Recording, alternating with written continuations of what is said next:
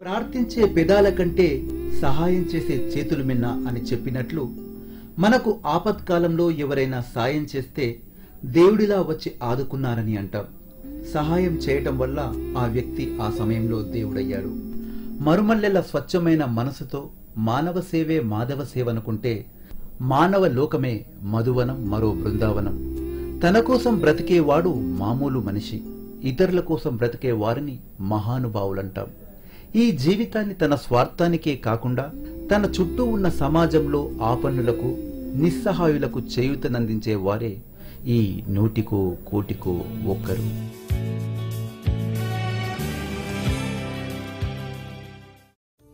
మమకారం, అనురాగం, అనుబంధం ఉన్న మనిషి తన కుటుంబాన్ని ప్రేమించగలడు.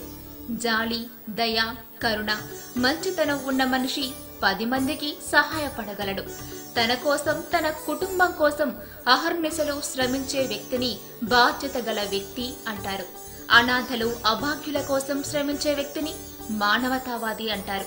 అలాంటి మానవత్వం నిండిన మహోన్నత వ్యక్తే నూతన్. ఎందరో అనాథలకు ఆశ్రయం కల్పించిన సంస్థే care and love, home for orphans and needy children.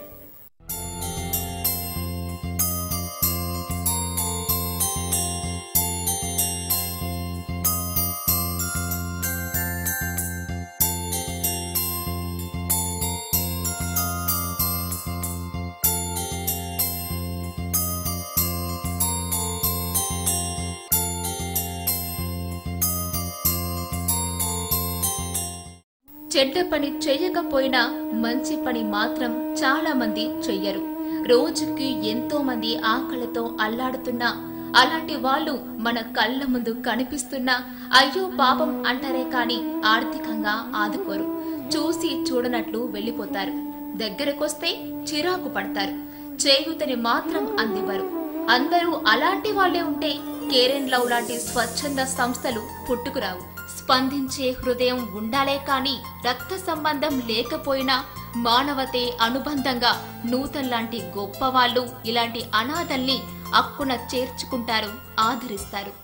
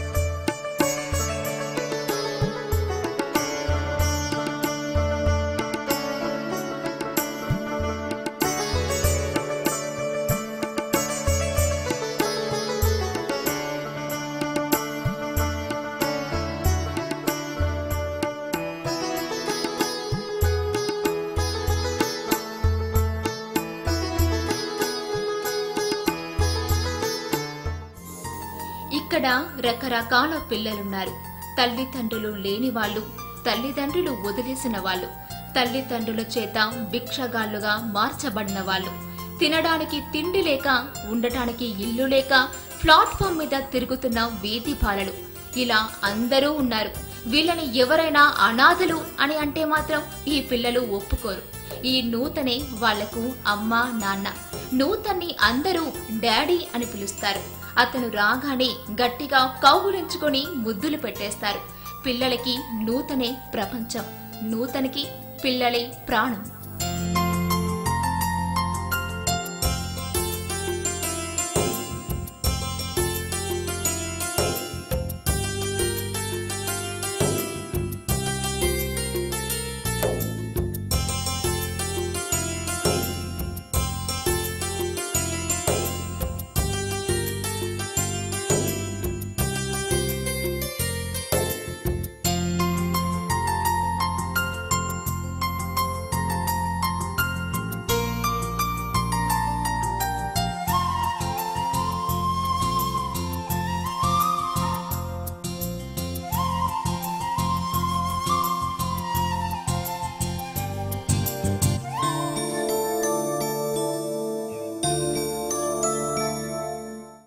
గొప్ప స్థాయికి వెళ్ళటానికి, గొప్ప పేరు సంపాదించటానికి కృషి, పట్టుదల ఉంటే చాలు.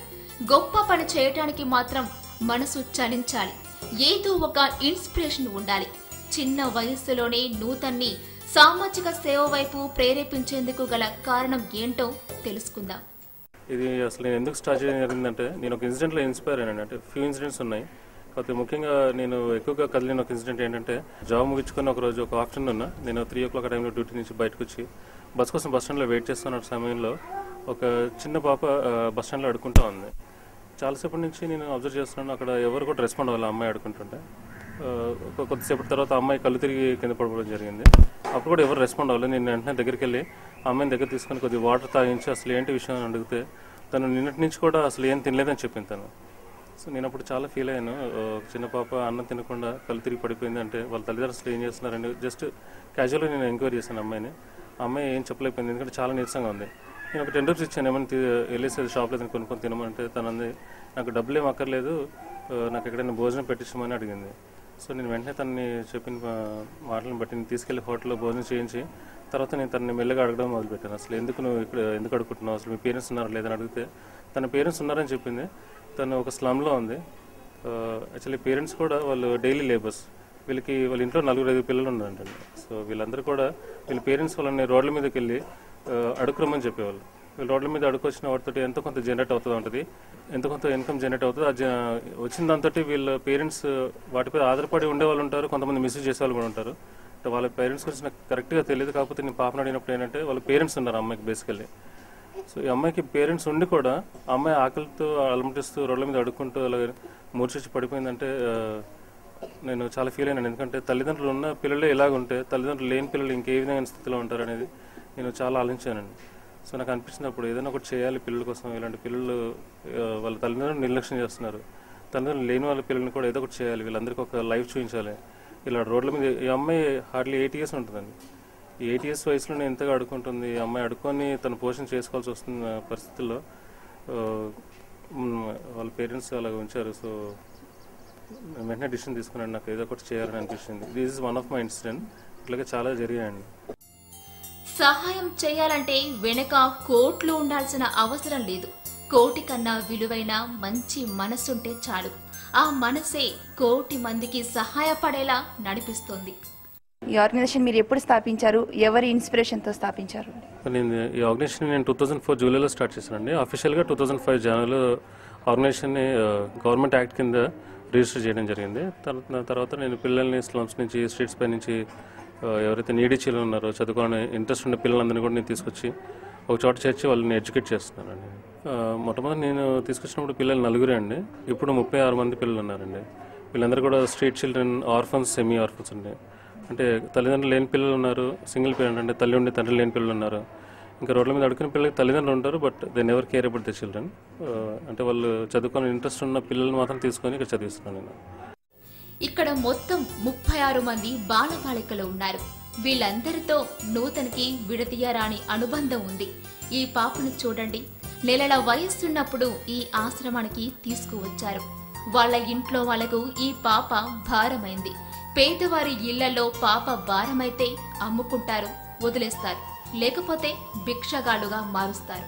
ఈ పాప అదృష్టమేమో గాని నూతన్ కంటపడింది. ఇక్కడ అల్లారు ముద్దుగా పెరుగుతోంది. ఈ పిల్లలంతా అక్క, అన్నయ్యలుగా మారి పాపని ఆడిస్తున్నారు, లాలిస్తున్నారు.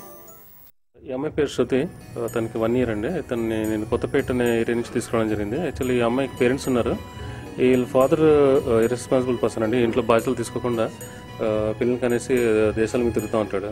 సో ఇంట్లో పోషణ నిమిత్తం 3 పిల్లల్ని తల్లి చూసుకోవాలంటే చాలా కష్టంగా ఉంది. తన ఇళ్ళలో పని చేసుకొని నెలంతా కష్టపడితే కూడా ఒక 1500-2000 రూపాయలు కూడా రావడం చాలా కష్టంగా ఉందన్నమాట. యాక్చువల్లీ ఇంటికి కట్టుకుంటూ వీళ్ళ పోషణ నిమిత్తం వీళ్ళ పాలకు కానీ లేకపోతే వీళ్ళకి మెడికల్ కానీ చాలా కష్టంగా ఉండటం వల్ల తను ఈ ఆర్ఫనేజ్కి తను దత్తత చేసిందండి. నేను 6 months ఉన్నప్పుడు తీసుకొచ్చానండి. ఇప్పుడు అసలు నన్ను వదిలిపెట్టి ఉండదు, ఎందుకంటే తను వచ్చిన దగ్గర నుంచి కూడా నేను ఎక్కువగా చూసుకుంటూ ఉంటాను. అంటే ఇక్కడ మేట్స్ అంటే నేను బయటకు వెళ్ళిన టైంలో వాళ్ళే చూసుకుంటారు, కాకపోతే ఎక్కువ అటాచ్మెంట్ నాతో ఏర్పడింది. సో తన పిల్లలంతా కూడా బాగానే ఉంటుంది, అందరి దగ్గరికి వెళ్తుంది. సో పిల్లలందరూ కూడా హ్యాపీగా ఫీల్ అవుతారు ఈ అమ్మాయిని చేసినప్పుడు.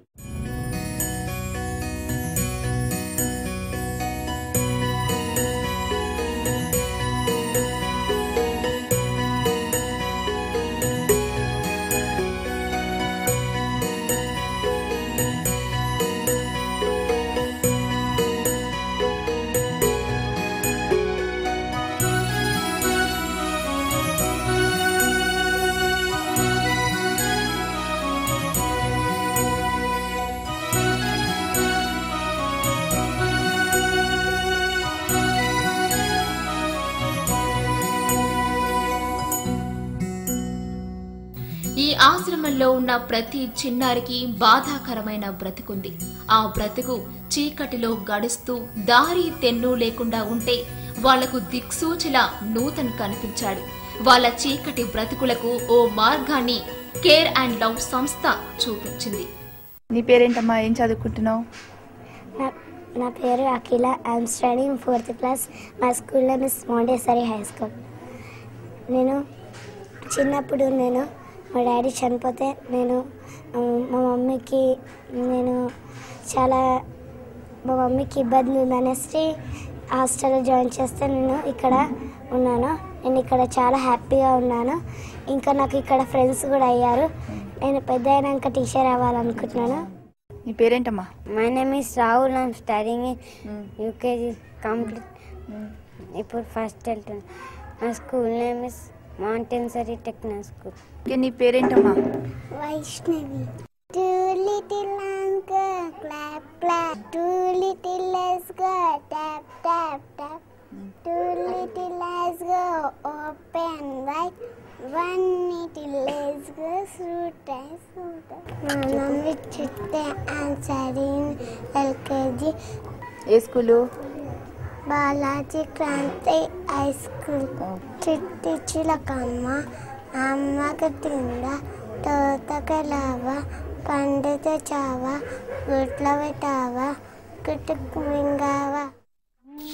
కష్టాలు అందరికీ వస్తాయి. కొన్ని కష్టాలు శాపాలుగా ఉంటాయి. ఈ పాపను చూడండి. చిన్న వయస్సులోనే తండ్రి చనిపోయాడు. తల్లి ఉద్యోగం చేస్తూ బిడ్డల్ని బాగా చదివించాలనుకుని జాబ్కు వెళితే కాలు జారి బస్ కింద పడి 2 కాళ్ళు విరిగాయి. ఆదుకునే వాళ్ళు లేక కుటుంబం వీధిన పడింది. పిల్లలు అనాథలయ్యారు. నూతన్ లాంటి వ్యక్తి, కేర్ అండ్ లవ్ లాంటి సంస్థ లేకపోతే ఆ పిల్లలు గతేం కావాలి? నా పేరు వైష్ణవి. నేను 5th క్లాస్ అయిపోయి 6th వెళ్తున్నాను. మా school name MPP primary high school. మా డాడీ చనిపోయాడు. అప్పుడు మా మమ్మీ జాబ్ చేస్తూ బస్సులో వెళ్తూ ఉంటే బస్సు యాక్సిడెంట్ అయ్యి 2 కాళ్ళు పోయాయి. అప్పుడు మాకు తినడానికి కూడా లేకపోతే అప్పుడు డాడీ వచ్చాడు. డాడీ వచ్చి నన్ను మా తమ్ముడిని తీసుకొని వచ్చారు. ఇప్పుడు ఇంట్లో ఉండడం కన్నా ఇక్కడ నేను చాలా హ్యాపీగా ఉంటున్నాను. నాకు ఏది కావాలన్నా మా డాడీ ఇస్తాను. మాకు చదువుకోవడంలో ఏం ప్రాబ్లం లేదు. మంచి ర్యాంక్ కూడా తెచ్చుకుంటున్నాను. మా స్కూల్లో కూడా మంచి పేరు కూడా తెచ్చుకుంటున్నాను. పెద్ద ఏమవ్వాలనుకుంటున్నావు? టీచర్. ఇక్కడ ఎలా ఉంది నీకు? ఇక్కడ చాలా హ్యాపీగా ఉంది. మళ్ళీ డాడీ మాకు ఏదైనా ఇస్తారు. ఏది కావాలన్నా కానీ వెంబడిని ఇచ్చేస్తాను డాడీ. తల్లిదండ్రులు పిల్లల్ని కన్నప్పుడు వాళ్ళు పెద్దయ్యాక తమకు ఆసరాగా నిలబడతారు, ఆదుకుంటారు అని ఆశపడతారు. అందుకే పిల్లల్ని చదివిస్తారు, వాళ్ళని ప్రయోజకుల్ని చేస్తారు. కానీ బిడ్డ పుట్టిన వెంటనే డబ్బు సంపాదించాలి అంటే ఎలా? ఈ పాప తల్లిదండ్రులు అదే చేశారు. పుట్టిన దగ్గర నుంచే పాప సంపాదించే డబ్బుల కోసం ఆశపడ్డారు. గుడుల దగ్గర కూర్చోబెట్టి అడుక్కు రమ్మన్నారు. పిల్లల్ని పోషించలేక అడుక్కొని రమ్మంటున్నారు, లేక అడుక్కోవటం అలవాటుగా మారి పిల్లల్ని ఆ రొంపిలోకి దించుతున్నారో అర్థం కాదు. వీళ్ళని మాత్రం యాచకులుగా మారుస్తున్నారు. వీళ్ళ జీవితం దుర్భరంగా మారుస్తున్నారు. ఈ అమ్మాయి పేరు సాయి కృప. ఈ అమ్మాయి ఒక గుడి దగ్గర అడుక్కుంటుంటే ఇక్కడ స్థానికులు చూసి నాకు చెప్పడం జరిగింది. అయితే నేను వెళ్ళి ఇక్కడ చూసినప్పుడు ఏంటంటే వాళ్ళ పేరెంట్స్ ఉన్నారు బేసికల్లీ. అయితే తన మదర్ తను మెంటల్లీ రిటైర్డ్ అనమాట. కొద్దిగా మెంటల్ బాగా డిస్టర్బ్ అయ్యి తను ఎక్కడెక్కడ తిరుగుతూ ఉంటారు. వాళ్ళ ఫాదర్ ఉన్నాడు, తనకి 2 కాళ్ళు లేవు, ఒక చేయికి వేలు కూడా లేవు. సో ఇతను కూడా అదే గుడి దగ్గర అడుక్కుంటూ ఉంటాడు. సో నేను వెళ్ళి అప్రోచ్ అయ్యి వీళ్ళ ఫాదర్తో మాట్లాడినప్పుడు వాళ్ళకి ఉండడానికి ఇల్లు కూడా లేదు. అసలు అక్కడ ఒక షెడ్ లాంటిది ఉంది, ఆ షెడ్లోనే ఉండేవాళ్ళు. సో ఉండటానికి అసలు ప్రాపర్ ఇల్లు కూడా లేదు. సో అమ్మాయి అది ఎండకి వర్షానికి అన్నిటికీ ఎక్స్పోజ్ అవుతుందని చెప్పి వాళ్ళు చెప్పడం జరిగింది. అప్పుడు నేను వాళ్ళతో మాట్లాడినప్పుడు వాళ్ళు ఈ అమ్మాయిని నాతో పంపించడానికి వాళ్ళు ఒప్పుకున్నారు. బాల కార్మిక నిర్మూలన చట్టం ఉంది. పిల్లల్ని పనికి పంపకూడదని ప్రభుత్వ ఆజ్ఞ. పిల్లల్ని పనికి పంపకపోతే పొట్ట గడవదని పేదవాడి ప్రశ్న. ఆ ప్రశ్నకు ప్రభుత్వం దగ్గర సమాధానం లేదు, పరిష్కారమూ లేదు. ఉంటే చిన్నారుల చేతులు హోటల్లో కప్పులు కడగవు, కన్స్ట్రక్షన్ బిల్డింగ్ల దగ్గర సిమెంటు మాలు ఎత్తవు, లక్షల సంఖ్యలో బాల కార్మికులు ఉండరు. ఈ పాప కూడా తల్లిదండ్రులతో పాటు కూలి పనికెళ్ళింది. అదే జీవితం అనుకుంది. చదువుకోవాలని ఆశ ఉన్నా నెత్తి మీద తట్ట దించితే కడుపు కాలిద్దని కామ్గా పనికెళ్ళింది. నూతన్ వెళ్లి నా దగ్గరికి వస్తావా, చదివిస్తాను అని అడిగితే ఆనందం పట్టలేక ఎగిరి గంతేసింది. పేరు అనుష, నాది 6th కంప్లీట్ అయిపోయింది. నేను ఇక్కడికి వచ్చి 4 years అవుతుంది. నేను ఒక కాడ కూలి పని చేస్తుంటే మా మమ్మీతో డాడీ అక్కడికి వచ్చి ఎవరికో కలవడానికి వచ్చి నన్ను చూసి నువ్వు ఇక్కడ ఎందుకు పని చేస్తున్నావు అమ్మ అని అడిగితే, నేను ఇక్కడ నాకు మా డాడీ చనిపోయారు, అమ్మతోటే బతుకుతున్నాను, నాకు ఇక్కడ కూలి పని తప్ప ఎక్కడ చదువుకోలేను, నాకు చదువుకోవాలని బాగా ఆస్తుంది అని అంటే డాడీ ఇక్కడికి తీసుకొచ్చి బాగా చదివిస్తున్నారు. ఇప్పుడు నేను మాంటెసరీ హై స్కూల్లో చదువుకుంటున్నాను. నేను చాలా బాగా చదువుకుంటున్నాను. నేను ఇక్కడ డాడీకి ఏం కావాలన్నా అడుగుతాను, ఏం కావాలన్నా డాడీ ఇస్తారు. ఇక్కడ నేను వచ్చిన తర్వాత కొన్ని రోజులైన తర్వాత మా మమ్మీ కూడా చనిపోయారు. పెద్ద అయిన తర్వాత ఏమవ్వాలనుకుంటున్నావు? Veterinary doctor. ఎందుకు వెటర్నరీ డాక్టర్ ఎందుకు అవుతావు? మనం అంటే ఏమన్నా బాధ వస్తే చెప్పగలుగుతాం కదా, పశువులు అయితే ఏం చెప్పలేవు కదా, అందుకే. ఇక్కడున్న పిల్లలు తల్లిదండ్రుల సంరక్షణలో క్రమశిక్షణగా పెరగలేదు. వాళ్లకు క్రమశిక్షణ అంటే ఏమిటో తెలియదు. అలాంటి వీళ్ళని మార్చేందుకు చదువుకొని ప్రయోజకులు ఎలా అయ్యారో చేయడానికి క్రమశిక్షణతో కూడిన జీవన విధానాన్ని నూతన్ అలవాటు చేశాడు. పిల్లల డైలీ రొటీన్ ఎలా ఉంటుందండి? మార్నింగ్ పిల్లలు 5:30కి లేస్తారండి. సో మార్నింగ్ 5:30 లేచిన తర్వాత వీళ్ళు ఫ్రెష్ అప్ అయిపోయిన తర్వాత 6:30కి వీళ్ళందరూ కూడా మెడిటేషన్లో కూర్చుంటారండి. ఒక 15 minutes మెడిటేషన్ అయిపోయిన తర్వాత వీళ్ళకి 7:30కి బ్రేక్ఫాస్ట్ ఉంటుంది. బ్రేక్ఫాస్ట్ అయిపోయిన తర్వాత పిల్లలందరూ కూడా స్కూల్కి రెడీ అయ్యి స్కూల్స్కి వెళ్ళిపోతారు. వీళ్ళకి మేము బ్రేక్ఫాస్ట్ తర్వాత స్కూల్స్కి వెళ్ళి పిల్లలందరూ కూడా మేము లంచ్ బాక్స్ ప్యాక్ చేస్తామండి. వీళ్ళు లంచ్ కూడా స్కూల్లోనే చేస్తారు. సో వీళ్ళు సాయంత్రం 4 o'clock అందరూ స్కూల్ నుంచి వచ్చేస్తారు. 4 o'clock స్కూల్ నుంచి వచ్చిన తర్వాత మేము మిల్క్ ఇస్తామండి. ఈవినింగ్ టైంలో ఇస్తాం మిల్క్. సో 4 గంటలకు మిల్క్తో పాటు హోమ్ మేడ్ స్నాక్స్ ఏదైనా ఉంటే కనుక, లేకపోతే అంటే లైక్ బనానాస్ కానీ బిస్కెట్స్ కానీ అలాంటివి ఏమైనా ఉంటే పిల్లలకి ఇస్తాం. సో తర్వాత 4 to 5:30 పిల్లలకి లీజర్ టైం ఉంటుంది. ఈ టైంలో స్నాక్స్ అయిపోయిన తర్వాత కొద్దిసేపు ఆడుకుంటారు 5:30 వరకు. 5:30 నుంచి అగైన్ 7:30 వరకు ట్యూషన్ ఉంటుందండి, హోమ్ ట్యూషన్స్. ఇక్కడికి ఇద్దరు టీచర్స్ వచ్చి పిల్లలందరికీ ట్యూషన్ తీసుకుంటారు. వాళ్ళు అంటే స్కూల్లో ఏం చెప్పారు, ఇంకేం చదవాలి, రేపు హోంవర్క్స్ ఏమున్నాయి అన్నీ చేస్తూ ఉంటారు. 7:30 ట్యూషన్ అయిపోతుంది. 8 o'clock డిన్నర్ ఉంటుంది నైట్. సో 8 to 8:45 డిన్నర్ అయిపోతుంది. 9:30కి అందరూ పడుకుంటారండి. సో ఇంకా రొటీన్గా ఇలాగే జరుగుతుంది.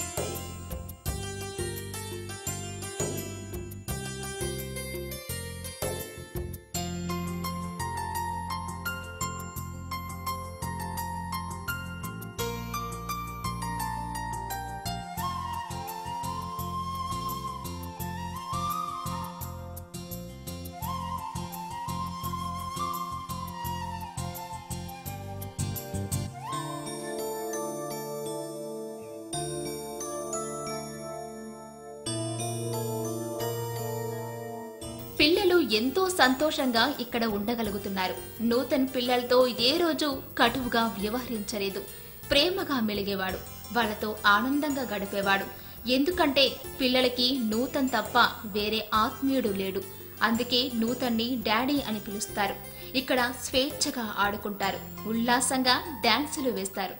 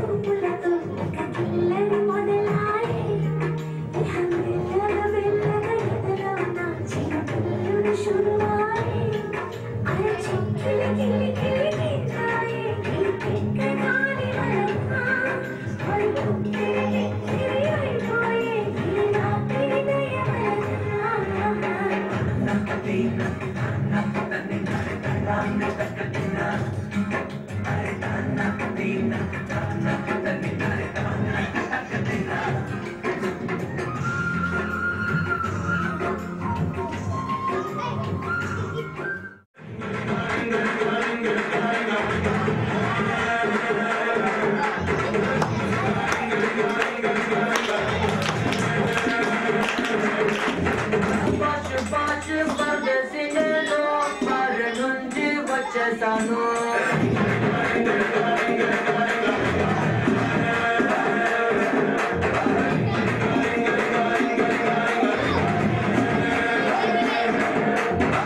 రాష్ట్రమున్న కుర్రాళ్ళ కోసం వాషింగ్టన్లో వదిలేశాను.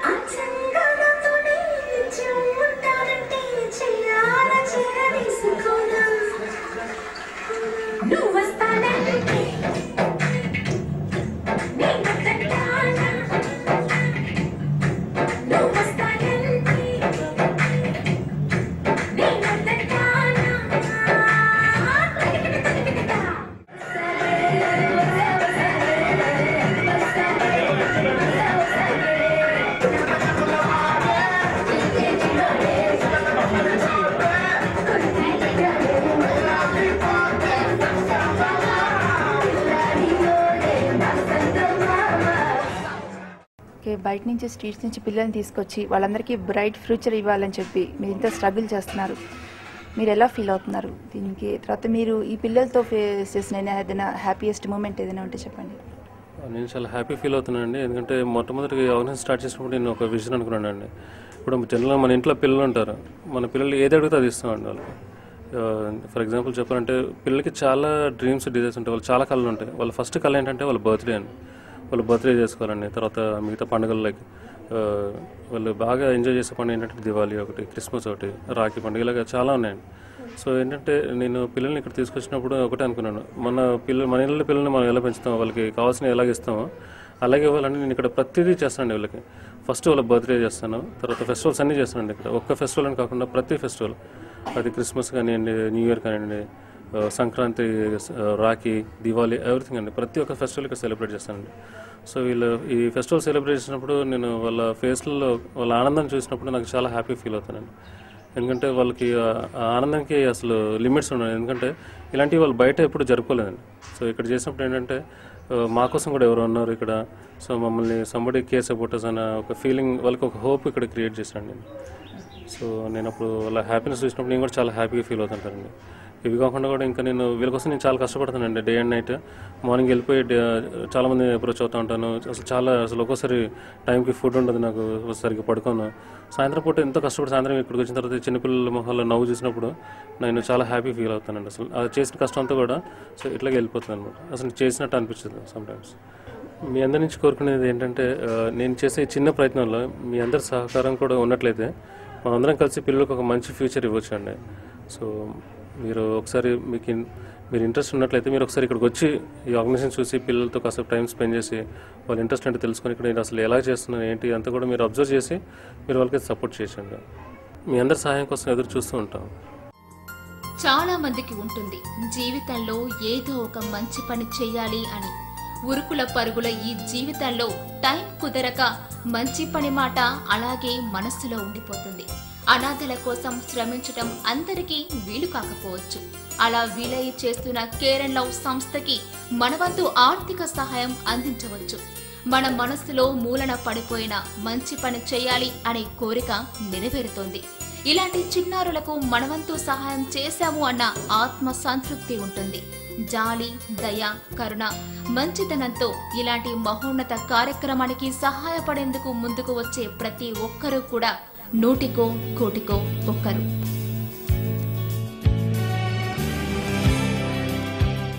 నవ్వరా బాబు నా ఇంటి